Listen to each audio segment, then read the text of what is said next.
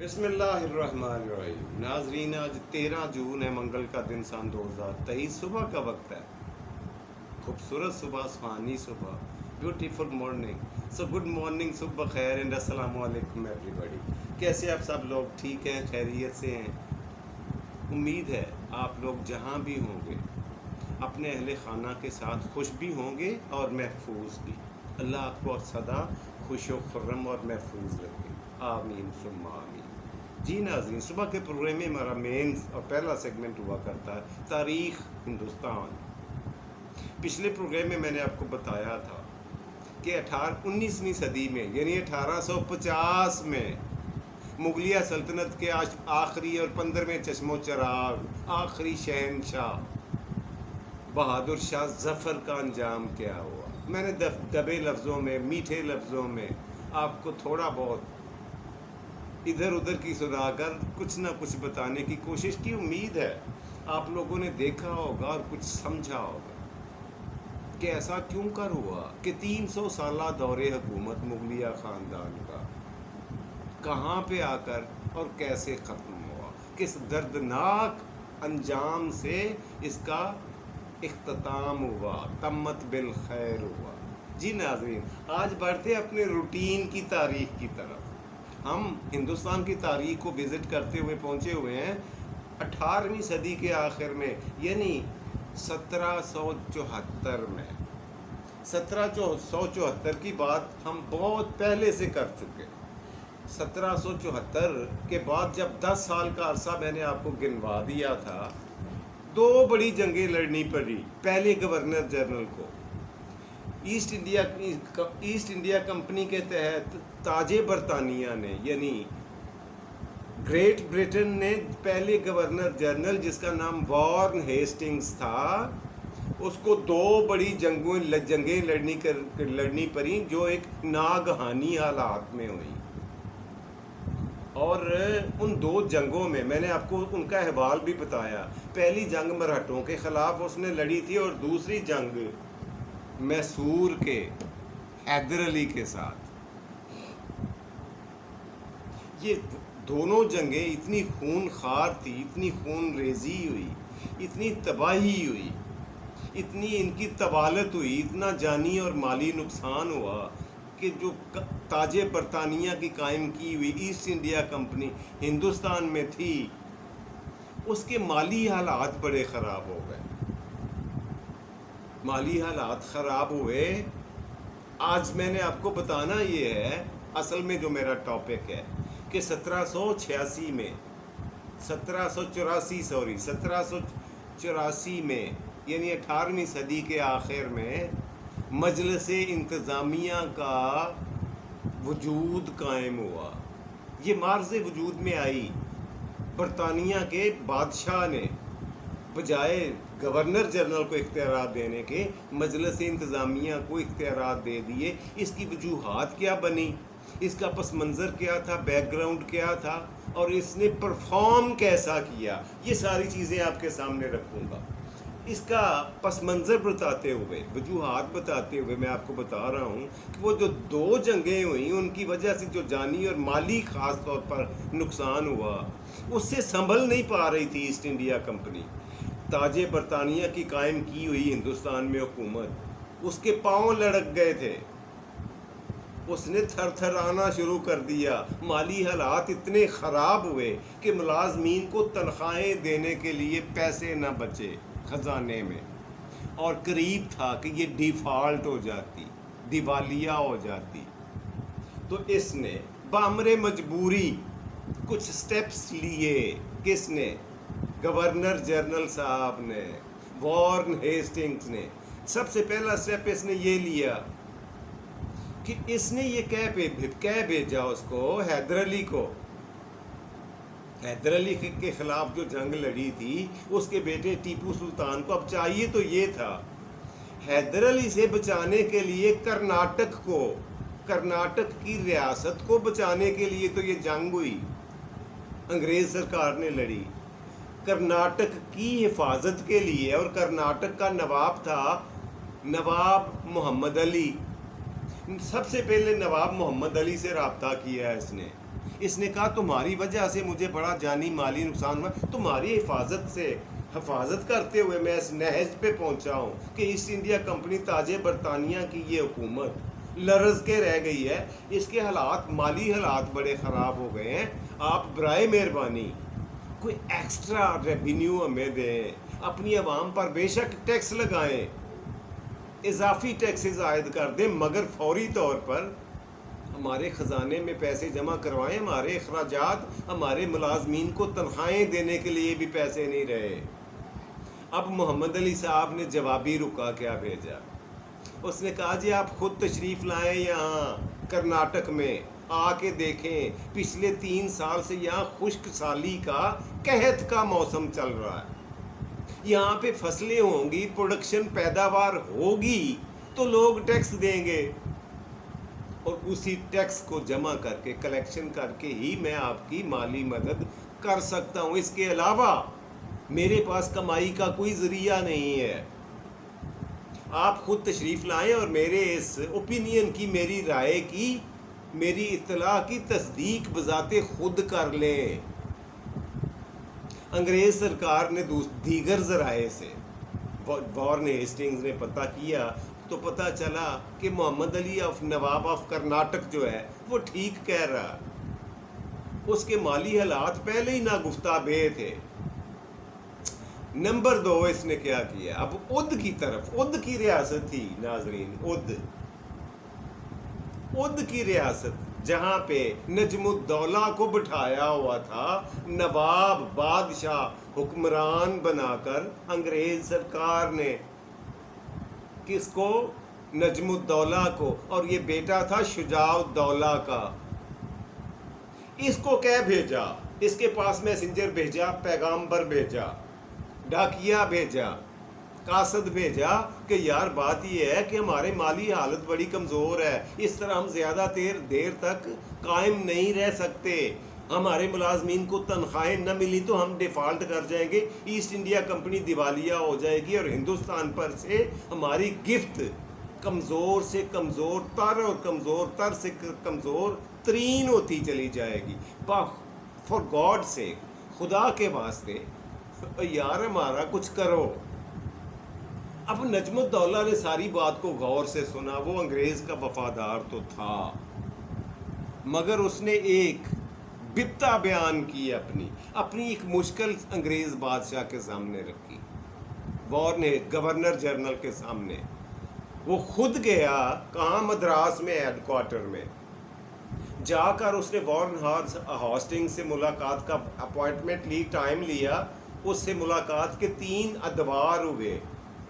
اس نے بتایا کہ میرے باپ شجاع الدولہ نے خزانے میں جو کچھ چھوڑا تھا نا وراثت میں، اس پہ بیگمات کا قبضہ ہے، وہ اپنی حیاتی میں ان کے سپرد کر گئے تھے۔ کن کے؟ ایک نجم الدولہ کی ماں اور دوسری اس کی دادی، سگی ماں اور سگی دادی۔ اس نے کہا جو پچھلا ریونیو تھا جو جمع ہوا تھا وہ میرے باپ شجاع الدولہ نے ان دونوں عورتوں کو دے دیا، ان کے قبضے میں ہے، ان کے زیر استعمال ہے، اس پہ میرا عمل دخل کوئی نہیں ہے۔ میں نے کئی دفعہ ان سے کہا ہے کہ اس میں سے کچھ حصہ مجھے دے دو، حکومتی امور چلانے کے لیے مجھے ضرورت ہے، مگر انہوں نے میری بات کو سنی انسنی کر دی ہے۔ آپ مجھے ایک دفعہ پرمیشن دیں، اجازت دیں کہ میں ان دونوں عورتوں سے، دونوں خواتین سے یہ رقم بزور بازو نکلوا سکوں، ریکوری کر سکوں ان سے بائی فورس۔ اب بتائیں یہ باتیں ہیں کرنے والی، سنانے والی؟ کہا کس نے؟ شجاع الدولہ کے بیٹے نجم الدولہ نے، جو اودھ کی بہت بڑی ریاست کا بادشاہ تھا، بہت بڑے ملک کا مالک تھا، اور اس نے اجازت مانگی ظلم و ستم کرنے کی، اور کس پر؟ سگی ماں اور سگی دادی پر۔ اب بتائیں، اب بتا کیا کہیں اور کس سے کہیں، کس سے منصفی چاہیں؟ کچھ باتیں ایسی ہوتی ہیں ناظرین کہ وہ بندہ پڑھتے ہوئے بھی، سنتے ہوئے بھی اور سناتے ہوئے بھی شرم آتا ہے۔ تھے تو یہ مسلمان ہی نہ سارے کے سارے، ہم ہی میں سے تھے، ہمارے اللہ اور ہمارے نبی صلی اللہ علیہ وسلم کے امتی اور پیروکار تھے، مگر ان کے اعمال دیکھتے جائیں۔ خیر ہوا یہی تھا۔ اب ہمیں تاریخ کو اس کی سچائی اور حقیقت کی آنکھوں میں آنکھیں ڈال کر بات کرنا ہوگی، اس کا سامنا کرنا پڑے گا، اس کی کچھ تلخ باتوں کو سننا پڑھنا اور برداشت کرنا پڑے گا۔ خیر نجم الدولہ نے وارن ہیسٹنگ سے ریکویسٹ کی، اور وارن کو کیا تکلیف تھی، وہ تو بڑا خوش ہوا۔ اس نے فوری طور پر تحریر نامہ ایک جاری کیا، ایک مراسلہ جاری کیا، اور اس کو اجازت دے دی کہ تم بائی ہک اور بائی کروک، جائز اور ناجائز طریقے سے، سختی سے یا نرمی سے، جیسے تیسے ہمیں کہیں سے بھی رقم فوری طور پر نکلوا کے دو۔ اب یہ صاحب گئے بڑے خوشی خوشی واپس اپنے محل میں، نجم الدولہ اود میں، اور جا کر انہوں نے اپنی سگی ماں اور سگی دادی کے ساتھ جو سلوک کیا، اب میں وہ مناسب نہیں سمجھتا کہ جو کچھ میں نے پڑھا ہے وہ یہاں پہ آپ کے ساتھ شیئر کروں۔ یہ اپنا ہی پیٹ ننگا ہوگا کپڑا اٹھانے سے، ان پہ پردہ ہی پڑا رہے تو اچھا تھا۔ پہلا سٹیپ اس کا یہ تھا کہ اس نے جتنے ملازمین تھے تقریباً سینکڑوں کی تعداد میں، ان کی کنیزیں، ان کے خادمین، ان کے ملازمین، ماں اور دادی کے، ان کو قید کروا لیا، گرفتار کر کے جیل میں ڈلوا دیا، ان کو اتنی اذیتیں دیں، ان کو اتنی تکلیف دی، ان کو اتنے قاری زخم لگائے کہ نہ وہ جی سکتے تھے نہ مر سکتے تھے، ان کی حالت مردے سے بدتر تھی مگر وہ زندہ تھے۔ خیر اب یہ سینکڑوں کی تعداد میں اور ان کی فیملیاں، ان کے اوپر ظلم و ستم کے پہاڑ صرف اس لیے ڈھائے جا رہے تھے کہ ان کی ماں اور دادی دیکھ کر ان کے پاس جو پیسے ہیں، جو جمع پونجی ہے، جو ان کو وراثت میں ملی ہے، وہ میرے حوالے کر دیں۔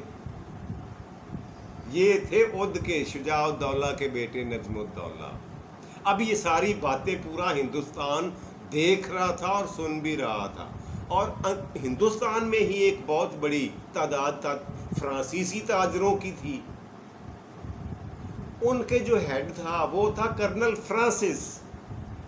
اس نے یہ ساری چیز دیکھی، پڑھی، سنی، اور اس کو بڑی ذہنی دلی دماغی تکلیف ہوئی، اور پھر اس کی انگریز کے ساتھ لاگت بازی بھی تھی۔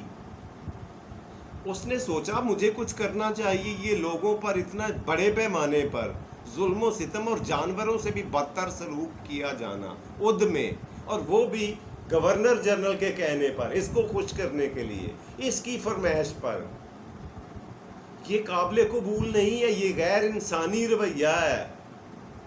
یہ فرانسیسی فوج کے جو تھا جرنیل یا پیٹرن ان چیف، اس کا ایک تصورات اور خیال تھا۔ اس نے کئی پیغامات پہلے تو اپنی حکومت کو، اپنے بادشاہ کو بھیجے فرانس میں، پر فرانس کے بادشاہ نے کہا کہ I can't do anything about these matters، میں ان معاملات میں کر بھی کیا سکتا ہوں، میں ہیلپ لیس ہوں، میں بے بس ہوں۔ اب فرانسس کے پاس اس نے سوچا یہ کہ مجھے کچھ اور کرنا پڑے گا۔ اسی اثنا میں کیا ہوا، دوسرا سٹیپ دیکھیے، دوسرا سٹیپ یہ ہوا کہ ادھر تیسری بڑی ریاست ہندوستان کی، جس کا نام کیا تھا، تیسری بڑی ریاست جس کا نواب تھا، ایک سکھ نواب تھا جس کا نام تھا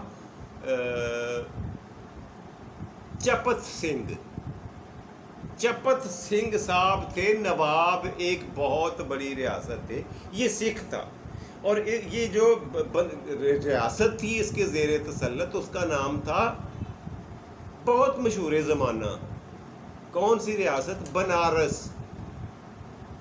اچھا وہ بنارس میں جو چپت سنگھ تھا، اس کو بھی انگریز سرکار نے ہی تخت پر بٹھایا ہوا تھا، اس کے پاس بھی ایلچی بھیجا گورنر جنرل صاحب نے وہ سردار صاحب کے پاس، کہاں؟ بنارس میں، ہیڈ کوارٹر میں، کہ بھائی یہ ہمارے مالی حالات ہیں، ہماری مدد کرو، اور فوری آن ارجنٹ بیسس، ہنگامی حالات میں ہمیں مالی ریونیو کی ضرورت ہے اور ہماری پوری کرو۔ اس نے کیا کیا؟ اس نے وہ جو سکھ سردار تھا، نواب تھا بنارس کا، اس نے اپنی عوام پر ٹیکسوں کا اتنا بوجھ ڈالا کہ عوام بغاوت پر اتر آئے۔ بہرحال اس نے ہڈیاں تک نوچ لی کاشتکاروں کی، ساری کی ساری پیداوار لپیٹ لی انگریز کی آشیرواد کی وجہ سے۔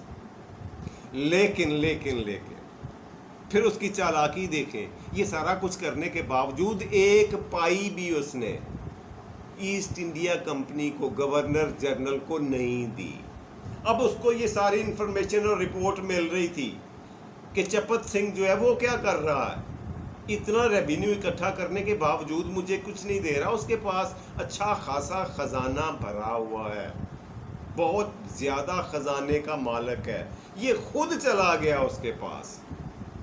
پہلے تو اس نے ایلچی بھیجا تھا نا، اب کی بار یہ خود گیا، اور اس نے جا کر چپت سنگھ سے کہا کہ تمہیں تخت سنبھالنے کے لیے تمہاری ہم نے فوجی مدد کی تھی، ہماری ہی آشیرواد کی وجہ سے، ہمارے تحفظ کی وجہ سے، ہماری موجودگی کی وجہ سے تم اتنی بڑی ریاست کے بنارس کے وارث، حاکم اور مالک بن کر بیٹھے ہوئے ہو، ہمیں حصہ دو، ہمیں پیسے دو فوری طور پر، اس سے پہلے کبھی تمہیں اتنا تنگ نہیں کیا ہم نے۔ اب اس نے جھوٹ بولا چپت سنگھ نے، اس نے کہا کہ جی آپ کا کہنا سننا ماننا سارا آنکھوں پر، آپ کی ساری باتیں تسلیم ہے، میرے لیے قابل قبول ہے، مگر میں آپ کی کوئی مالی امداد کرنے کی پوزیشن میں نہیں ہوں۔ دو ٹوک جواب دے دیا اس نے۔ اب اس کی یہ ہمت اور جرت دیکھ کر کچھ تو وارن ہیسٹنگز گورنر جنرل صاحب بذات خود تشریف لائے تھے اس کام کے لیے، اور کچھ اس کی یہ دیدہ دلیری دیکھ کر انہیں کچھ خود ذہنی پریشانی تو پہلے سے تھی، انہوں نے فوری طور پر فیصلہ یہ کیا کہ اس کا جو ہارش ریسپانس ہے، اس کا جو پرتشدد اور جارحانہ رد عمل ہے اس بندے کا، اس حاکم کا، چپت سنگھ کا، یہ قابل قبول نہیں ہے۔ اس نے چپکے سے وہاں پہ مذاکرات کا دور جاری رکھا، 3 دن تک لٹکایا، اور پیچھے سے فوجی دستہ منگوا لیا مدراس سے، فوجی بریگیڈ آ گئی فوج کی وہاں پہ، اور اس نے حکم دیا کہ اس کو گرفتار کرو اور یہیں کھڑے کے کھڑے اسے قتل کر دیا جائے، چپت سنگھ کو۔ یہی ہوا جی، چپت سنگھ اور اس کے سارے حمایتیوں کو، اس کے وزیروں، سفیروں اور مشیروں کو وہیں دربار میں، اس کے اپنے محل میں، اس کے لیے اس کا قبرستان بنا دیا۔ اب یہ ساری رپورٹنگ بھی فرانسیسیوں کو مل رہی تھی۔ غور فرماتے جائیں، جو کچھ ہو رہا تھا وہ کرنل فرانسس بیٹھا ہوا دیکھ رہا تھا کہ یہ ہو کیا رہا ہے، کہ اتنا ظلم و ستم اور انسانوں سے، جانوروں سے بدتر سلوک کر رہا ہے یہ شخص، گورنر جنرل انگریز جو تاج برطانیہ نے بٹھایا ہوا ہے۔ اب اس سے برداشت نہ ہوا ناظرین، اب کی بار اس نے فیصلہ یہ کیا کہ میں خود جاؤں گا برطانیہ اور برطانیہ کے بادشاہ سے بات کروں گا۔ ایسا ہی کیا اس نے، وہ سیدھا بذات خود بنفس نفیس ہندوستان سے چلا اور برطانیہ پہنچا، انگلینڈ، اور وہاں پہنچ کر اس نے انگلینڈ کے بادشاہ کو ساری ٹرو پکچر دکھائی۔ یہ اپنے ساتھ کافی گواہ اور ثبوت لے کر کے گیا تھا، سو مجبوراً اس کی باتوں کو سچ ماننا پڑا۔ کس کو؟ انگلینڈ کے بادشاہ کو۔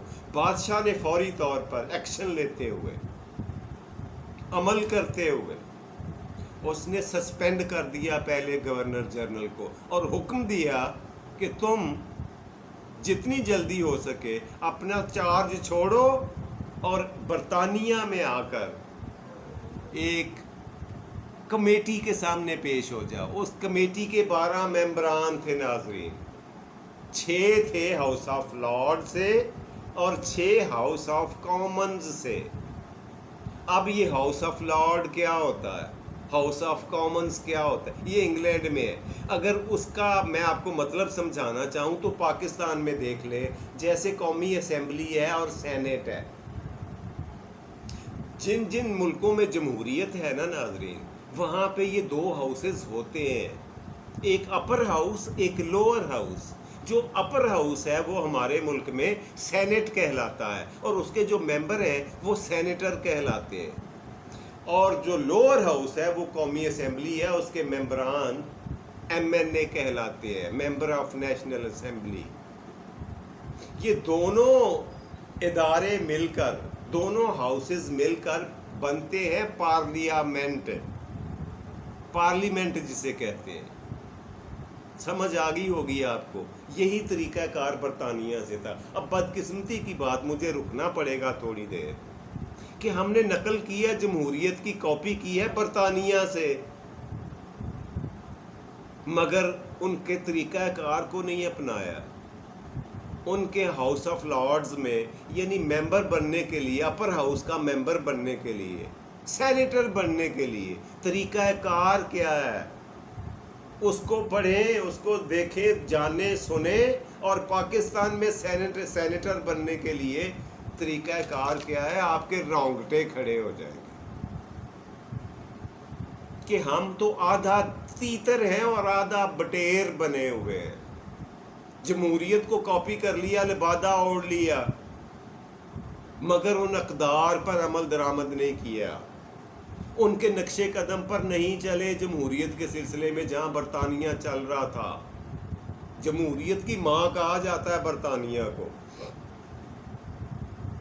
اب وہ اس کی تفصیل لارڈ بننے کی, ہاؤس آف لارڈ کا ممبر بننے کی ڈیٹیل اگر میں آپ کو یہاں سمجھاؤں گا اور سینیٹر بننے کا طریقہ کار سناؤں گا تو اس کے لیے تو ناظرین پھر 1 گھنٹہ علیحدہ سے چاہیے, جو ہمارے اس پروگرام میں, مختصر پروگرام میں ممکن نہیں ہوتا. آپ لوگ خود سے کوشش کریں نا تو مل سکتا ہے آپ کو یہ سارا میٹیریل نیٹ سے, انٹرنیٹ سے, کہ ہاؤس آف لارڈز برطانیہ کا انتخاب کیسے ہوتا ہے اور پاکستان میں سینیٹر کا الیکشن کیسے ہوتا ہے. خیر, ہاؤس آف لارڈ کے 6 ممبر تھے جی, اور 6 ممبر ہاؤس آف کامنز یعنی قومی اسمبلی کے. یہ 12 بندوں کی قائمہ کمیٹی بنی, ایک جیوری بنی, یہ اس کو عدالت کہہ لیں, عدالت بن گئی, جس کے سامنے وارن ہیسٹنگز کو پیش ہونا تھا, اپنے مقدمے کو فیس کرنا تھا, اپنا مقدمے کا ٹرائل ہوتا ہوا دیکھنا تھا, اس میں پیش ہونا تھا اسے, اور سوالات کا سامنا کرنا اور جواب دینا تھا. جیوری کو, ججز کو, ممبران کو, کمیٹی کو مطمئن کرنا تھا. یہ مقدمہ 6 سال تک چلتا رہا.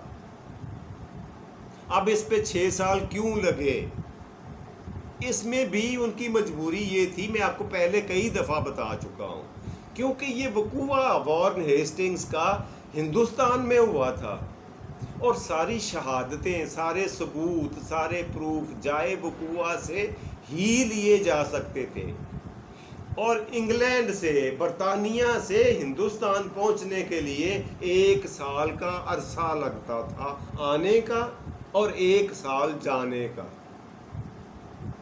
اس لیے 6 سال لگے اس کے مقدمے کا فیصلہ ہونے کے لیے. اور جب فیصلہ ہوا, کمیٹی نے, جیوری نے ساری باتیں سننے, دیکھنے اور پرکھنے کے بعد اسے تمام الزامات سے بری الذمہ قرار دے دیا, اسے بے گناہ قرار دے دیا.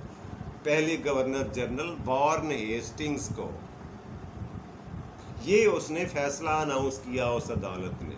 انہوں نے کہا کہ اس نے جو کچھ کیا ہے, اگر وہ غلط کیا ہے, صحیح کیا ہے, تو وہ in the larger interest of Great Britain, یعنی تاج برطانیہ, حکومت برطانیہ کے وسیع تر مفاد کے لیے کیا ہے, خوشی سے نہیں کیا.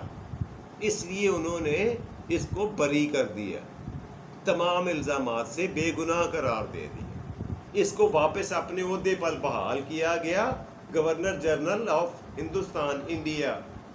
لیکن ناظرین، لیکن غور فرمائیے، رکیے تھوڑی دیر کے لیے، اس بندے نے یہ عہدہ دوبارہ قبول کرنے سے سیدھا صاف انکار کر دیا، اس لیے کہ اس قوم میں غیرت ہے۔ اس سے زیادہ میں کچھ نہیں کہوں گا، آپ خود سمجھدار ہیں۔ اس نے کہا کہ جی آپ نے میرے چہرے پہ جو کالک مل دی ہے، میرے نام پہ جو دھبا لگا دیا ہے، میں کس منہ سے دوبارہ اپنی سیٹ سے اپنی کرسی پہ جا کر بیٹھ جاؤں؟ اب میں اس کرسی کے قابل نہیں رہا، ہندوستانی عوام کو، اس کی رعیت کو، ایسٹ انڈیا کمپنی کے ملازمین کو، اپنے ماتحتوں کو فیس کرنے کے قابل نہیں رہا۔ یہ اب 2 سال اور گزر گئے اور وہ عہدہ ابھی بھی خالی تھا وہاں پہ۔ کہاں؟ ہندوستان میں۔ کس کا؟ گورنر جنرل کا، جو سب سے بڑا عہدہ تھا انگریز سرکار کا ہندوستان میں، وہ عہدہ خالی تھا۔ اب اس کو فل کرنے کے لیے یہ مجلس انتظامیہ، جس کا نام، جس کا ذکر خیر میں نے شروع میں آپ سے کیا ہے، اس کا عمل، اس کا روح پذیر ہوا، اس کو عمل میں لایا گیا، اس کو بنایا گیا، اور اس کے پاس گورنر جنرل کے اختیارات ٹرانسفر کر دیے گئے، شفٹ کر دیے گئے۔ اور یہ کون لوگ تھے؟ اس کے ممبران کتنے تھے ناظرین؟ 6 ممبران تھے مجلس انتظامیہ کے۔ عبوری طور پر معاملات حکومت چلانے کے لیے انگریز سرکار کی ہندوستان میں گورنر جنرل کی عدم موجودگی میں ایک انتظامیہ، ایک کمیٹی بنائی گئی جس کو مجلس انتظامیہ کا نام دیا گیا۔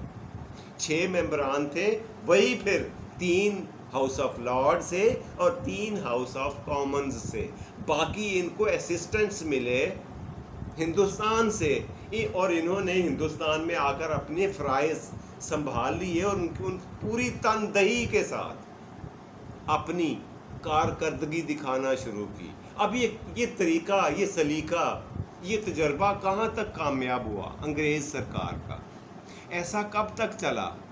یہ تو میں آگے چل کر اگلی قسطوں میں آپ کو بتاؤں گا، لیکن یہ بتاؤں کہ یہ 2-3 سال ہوئے ہوں گے اس انتظامیہ کو بنے ہوئے، کمیٹی کو، کہ دوسرے گورنر جنرل کا اعلان کر دیا گیا برطانیہ کی طرف سے۔ برطانیہ کی طرف سے دوسرے گورنر جنرل کا اعلان ہوا اور ان کا نام تھا کارن والس۔ آپ کو لکھ کے دکھاؤں، اس کا نام تھا لارڈ۔ لارڈ کیوں کہتے تھے؟ کیونکہ ہاؤس آف لارڈز کا ممبر تھا، اپر ہاؤس کا۔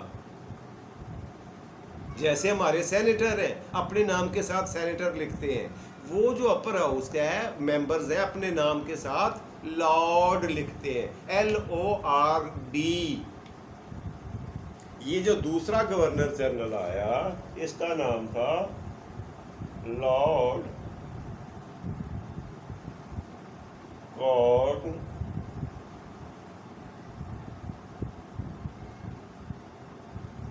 چارلز۔ یہ تھا جس بندے کا نام، دوسرا گورنر جنرل، جس کو ہندوستان پر عنان حکومت سنبھالنے کے لیے تاج برطانیہ نے بھیجا تھا اسپیشلی۔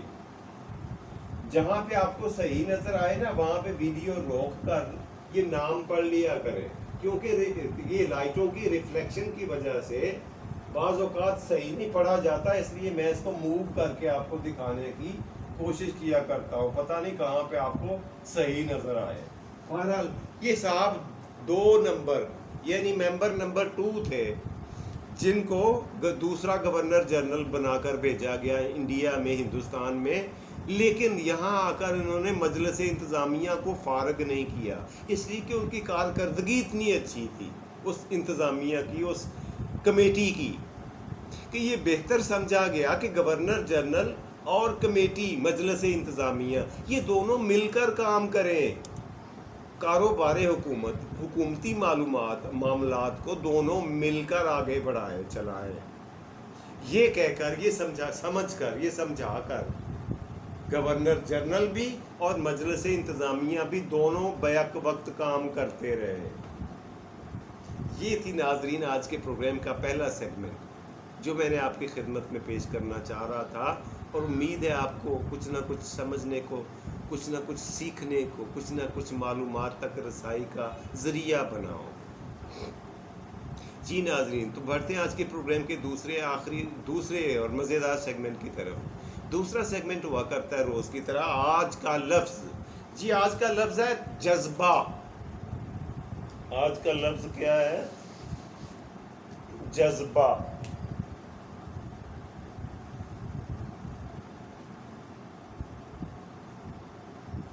ये रहा जी जज्बा। सारे जानते हैं, सारों ने ये पढ़ा लिखा देखा और सुना है लफ्ज़, सुना है सबका। क्या मतलब होता है जज्बा का? इससे क्या मतलब लेते हैं? मतलब लेते हैं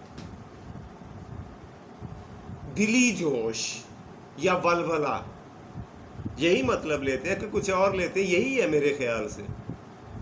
लेकिन इसके बारे में मैं आपको ये अर्ज़ करता चलूँ आपकी इंफॉर्मेशन के लिए, आपके नॉलेज के लिए, कि ये अरबी ज़बान का लफ्ज़ है, और अरबी ज़बान में जो अरब लोग हैं, अरब के रहने वाले हैं, वो जज्बा का लफ्ज़ इस्तेमाल करते हैं फासले के लिए, यानी डिस्टेंस के लिए, कि एक जगह से दूसरी जगह का फासला कितना है, उसे कहते हैं जज्बा। जज्बा कितना है, और हमने उर्दू में से लाकर अपनी मर्ज़ी का मतलब निकाल। अच्छा किया या गलत किया ये तो आप बताएंगे। जी नाज़रीन, आज के प्रोग्राम का तीसरा और आखिरी सेगमेंट देखते हैं। आज की बात जो मैं आपकी खिदमत में पेश करना चाह रहा हूँ, जो दिल कर रहा है, जो जहन में आ रही है, वो चारों नाचार आपसे शेयर तो करना पड़ेगी, फिर ये ड्यूटी होती है, करना पड़ती है। नाज़रीन, आपने नोट किया होगा, देखा होगा अपनी आंखों से कि कोई भी बड़े छोटे से छोटा लेकर बड़े से बड़ा कोई भी फलदार दरख्त अपना फल खुद कभी नहीं खाता। कानूने कुदरत देखें ज़रा, फलदार दरख्त फल को संभाल कर, पाल पोस कर, पका कर रखता है, मगर खुद नहीं खाता। कोई भी नदी हो, नाला हो या चश्मा हो, मीठे पानी का, ताज़ा पानी का, वो अपना पानी खुद नहीं पीता, उसकी हिफाजत करता है, उसको संभाल के रखता है दूसरों के काम आने के लिए। यही हाल दरख्त का है। हम इंसान अशरफुल मखलूक़ात कहलवाते हैं खुद को। इन कुदरत की निशानियों पे गौर क्यों नहीं करते कि असल ज़िंदगी यही है कि दूसरों के लिए जिया जाए। अपने लिए तो जानवर भी जीते हैं। वही ज़िंदगी है, वही लोग अच्छे हैं जहाँ में आते हैं जो काम दूसरों के, वही लोग, वही इंसान इंसानियत के आला दर्जे पर विराजमान होने के हकदार हैं। इसके साथ ही अपने मेज़बान जावेद इकबाल को इजाज़त दीजिए। खुश रहें, खुश रखें, खुशियाँ बांटें और खुशियाँ समेटें। अपना और अपने प्यारों का ढेर सारा ख्याल रखा करें। रब रखा जी।